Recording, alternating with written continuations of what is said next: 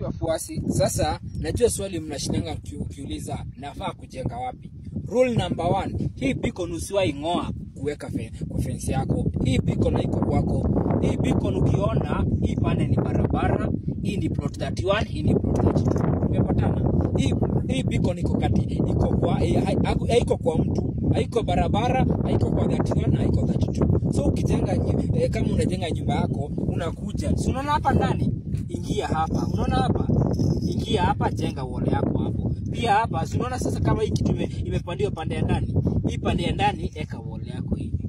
Ukiweka fence yako hivyo, hamtagombana na neighbor. Na wewe neighbor mwenye umeweka wall yako ya mawe katikati ya mpaka, hiyo mpaka inafaa kubomolewa. Kwa sababu mpaka kama unatengeneza ya mawe, haufai kutengeneza kwa neighbor na inafaa kwa kwako. Na tumesema aje, unaona venye beacon iko? Ukijenga wall, wacha beacon venye iko. Ingia ndani kama una fence. Kama unajenga wall ya mawe, uingie ndani. Thank you.